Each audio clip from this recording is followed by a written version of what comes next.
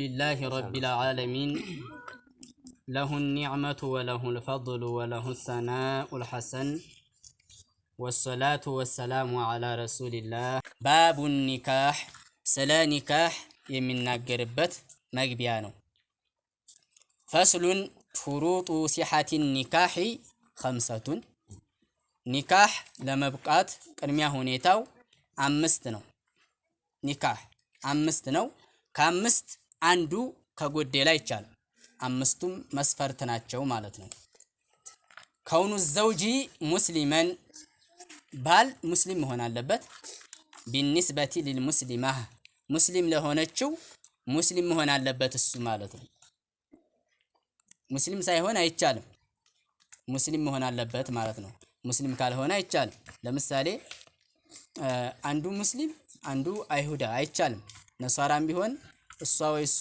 አይቻልም ማለት ነው እሷ ሙስሊም መሆን አለባት እንደዚሁም ለምሳሌ አቂዳ የተበላሸ ሪዳ ላይ የወደቀ ከሆነ አላህ Subhanahu Wa Ta'ala በፍጡራን የሚገልጽ ከሆነ ጃለው ግራለው ይወርዳል የሚል ከሆነ ይሄ ሰው ሙስሊም አይደለም ስለዚህ ሙስሊም የሆነችው አትበቃለትም ለሱ ማለት ነው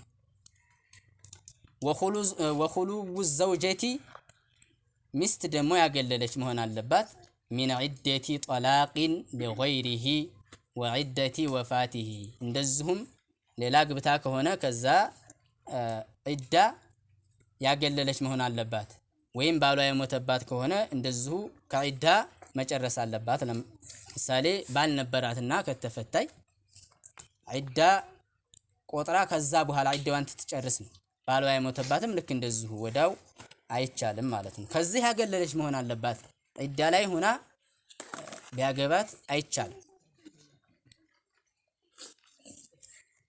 ወልዩን للزوجة ለሚስት ደግሞ ወልይ መኖር አለበት ወልይ ማለት ተቆጣጣሪ ሆነ ወይም ደግሞ ለሷ ዋቢ የሚሆናት ማለት ነው አባት ለምሳሌ አጎት ወአውለል አውሊያኢ አልአቡ ከወልዮች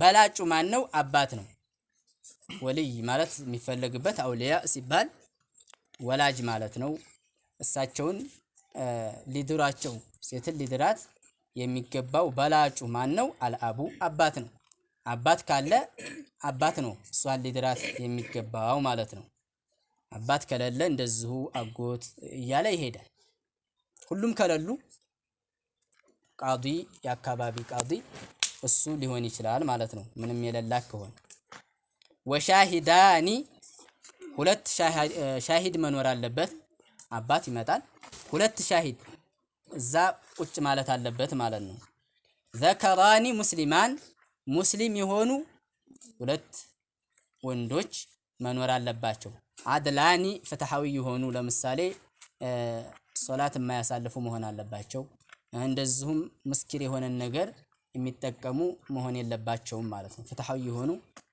መሆን አለባቸው ወሲጋቱን ቋንቋ መኖር አለበት ለምሳሌ ከአየቁል الولي ያ ወልዩ ወላጁ ሊል ነው ዘወጅቱከ ፉላነተን እከሊትን ድሬሃለሁ አሉ فيقول الزوج ባል ደግሞ ሊል ነው ቀቢልቱ ዚዋጃሃ መጋባቷን ተቀብያለሁ ካለ خلاص ኒካሁ ጸደቀ ማለት ነው ወልይ ሆነ አባት ዘወጅቱከ ፉላነተን እከሊትን ድሬሃለሁ ካለው ባል ደግሞ ቀቢልቱ ዚዋጃሃ መጋባቷን ተቀበልኩኝ ካለ ኒካሁ ይጸድቃል ማለት ነው ወላ ቡደ ፊ ኒካሂ በኒካህ ግዴታ ነው ሚን መህሪን መህር وهو حق للزوجة ይሄ መህር የሚባለው ለሚስቲቱ ሐቅ ነው የሷ የራሷ ገንዘብ ነው ማለት ነው ይሄ ያው በምክክር በውዴታ የሚሰራ ነው ይሄ ኒካህ ላይ ለምሳሌ ይሄ መህር የሚባለው በሚችለው አቅሙ ማለት ነው በሚችለው አቅሙ የሷ ሐቅ ነው እሷ ጋር በወደደችው ማድረግ ይቻላል ማለት ነው ላይ በማይችለው ማድረግ አይቻልም እሱ የሚሰጠው መሆን አለበት ለምንድን ያ የሷ ሐቅ ነው ያን የማይሰጥ ከሆነ ባል የሰው ሐቅ የሷን ሐቅ በላ ማለት ነው ተጠያቂ ነው እሷ አፈወት አላለችው በገንዘቧ እኔ አውፍ ብያለሁ ችግር የለውም ካለችው ችግር የለውም። ነገር ግን የሷ ሐቅ ነው አንጣ ካለች ወዳው መከፈል አለበት ማለት ነው። ይሄም መህሩ መታወቅ አለበት። ዝም ብሎ መሆን የለበትም። ኒካህ ላይ መህር የሚባል አለ። ያንን መስጠት አለበት ነው። ፈስሉን ኢዛ ጠለቀ ረጁሉ ኒካህ በዚህ አይነት የሚጸድቀው በዚህ ነው ብለው ሰነገሩን በኋላ ኢዛ ጠለቀ ረጁሉ ኢምራአተሁ አንድ ወንድ ሚስቱን ቢፈታ ጠልቀተን አው ጠልቀተይን አንድን ፍች ወይ ሁለት ፍችን ፈታ ጃዘ ለሁ ኢርጃኡሃ መመለስ ለሱ ይፈቀድለታል። ፊ አትናኢል ዒደቲ በዒደዋ መካከል ማለት ነው። አንድ ሰው ለምሳሌ ሚስቴን በአንድ ፍች ፈትቻለሁ አለ። በአንድ ፍች ከዛ በኋላ ዒዳ እየቆጠረች ነው። በዛ መካከል ላይ ሚስቴን መልሻለሁ ካለ ፊ አትናኢል ዒዳ በዒዳዋ መካከል ኒካሑ ይመለሳል ማለት ነው። ቢሙጀረዲ ቀውሊሂ በንግግር ብቻ አርጃዕቱ ዘውጀቲ አለ ሚስቴን መልሻለሁ ኢላ ኒካሒ ወደ ኒካህ ሚስቴን መልሻለሁ ካለ ኒካሁ ይመለሳል ማለት ነው። ሶስቱንም ከፈታ መመለስ የለውም። አንድ ከፈታ ወይ ሁለት ከፈታ ነው። ሶስቱንም ፈትቻለሁ ካለ خلاص የለውም ማለት ነው። ሊመልሳት አይችልም። ነገር ግን ጠልቀተን አው ጠልቀተይን አንድ ፍች ወይ ሁለትን ፍች ፈቶ ከሆነ በዒዳው መካከል ሚስቴን መልሻለሁ ወደ ኒካህ ካለ ትመለሳለይ። ፈኢን መضت العدة የዒዳዋ ሰዓትስ ቢያልቅ ዒዳዋን ጨረሰች ወአራደ ኢርጃዓሃ መመለስ ፈለገ ባል ተዓየነ ግድ ይሆናል ዓቅዱን ጀዲዱን ቢሹሩጢሂ በሸርጡ በቅድሚያ ሁኔታ አለው አዲስ ኒካህ ማሰር አለበት ማለት ነው። አንድ ፍች ፈቶ ነበረ ታይመልሳት ዒዳው አለቀ።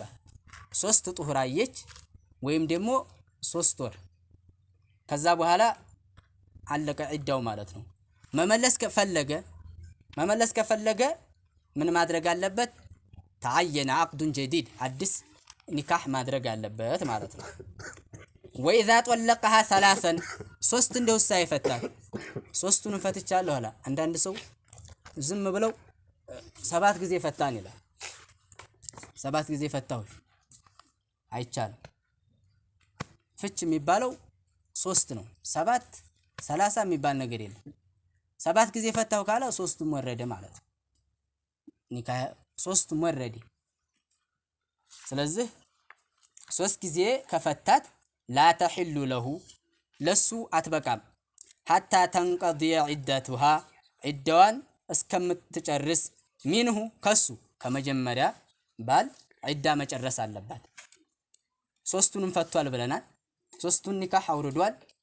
ከዛ ዒዳ እየቆጠረ ነው። እሷ መመለስ አይችልም። ከሱ ዒዳ ልትጨርስ ነው። ثم ينكحها آخر እሱም ማግባት አትችልም። የመጀመሪያውን እንደገና ሌላ ልታገባ ነው። ሌላ ባል ማለት ነው። ወየድኹሉ ቢሃ ከዛ ግንኙነት ማድረግ አለባቸው። ለምሳሌ ኒካህ ብቻ ተደርጎ ወዳው ቢፈታት አይቻልም። ይሄኛው የመጀመሪያው ሊመልሳት አዲስ ኒካህ ሊያደርግ አይችልም። ከሱ ከመጀመሪያው ዒዳ ተጨረሰይ በኋላ ሁለተኛውን ታገባለች።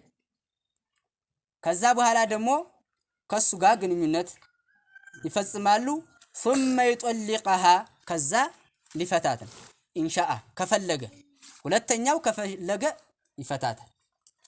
ካልፈለገም ያው ሚስቱ ናት መያዝ ይችላል ማለት ግዴታ የመጀመሪያው ፈታ ሊለው አይችልም። خلاص የሱ አልቋል።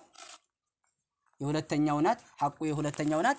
ከፈለገ ኢንሻአ ነው ከፈለገ ይፈታታል። ከዛ በኋላ ከፈታት በኋላ ደግሞ ثم تنقضي عدتها منه ከሁለተኛው ባል ከፈታት በኋላ እንደገና ዒዳን ትጨርሳለች።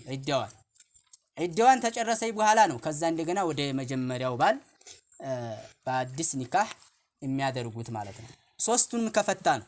3ቱንም ከፈታ ስለዚህ ኒካህ ላይ መጠንቀቅ ግዴታ ነው። ቤተሰቦቻችሁን ማስተማር አለባችሁ። አንዳንድ ሰው ይናደድና 7ቱንም ፈትቻለሁ ይላል። ግን አብረው ይኖራሉ። ልጅ ቢወለድ አይቻልም ማለት ነው። ያው ዲቃላ ሆነ ማለት ነው ያለ ኒካህ። ለምን 7 ፈታው ሲል ሁሉም ይወርዳል 3 ወይም ደግሞ ፈትቻለሁ ይላል። ከዛ እንደገና በዒዳዋ መካከል ይመልሳታል 2 ኒካህ ይቀርዋል። ከዛ በኋላ ደግሞ ፈታው ይላል። ከዛ ደግሞ መልሶ ይፈታታል። እንደገና በዒዳዋ መካከል ደግሞ ይመልሳል። 3ቱንም በዛ አይነት እያረገም ከፈታ አንዳንድ እያለ እየመለሰ ምን እያለ 3ቱንም ካወረደ خلاص አለቀ። ባንዴም ባይሆን እየተራ አሁን አንዱን ይፈታል። ከዛ በዒዳዋ መካከል ይመልሳታል። ከዛ መልሶ ይፈታል። እንደገና ይመልሳታል። 3ቱንም እንትን ካለ 3ቱንም ጨረሰ ማለት ነው። መመለስ አይችልም። ስለዚህ ኒካህ ማለት ቀልድ አይደለም። ሊጠነቀቁ ይገባሉ። الله بسمانو تتقامي الله يدرجن وآخر دعوانا أن الحمد لله رب العالمين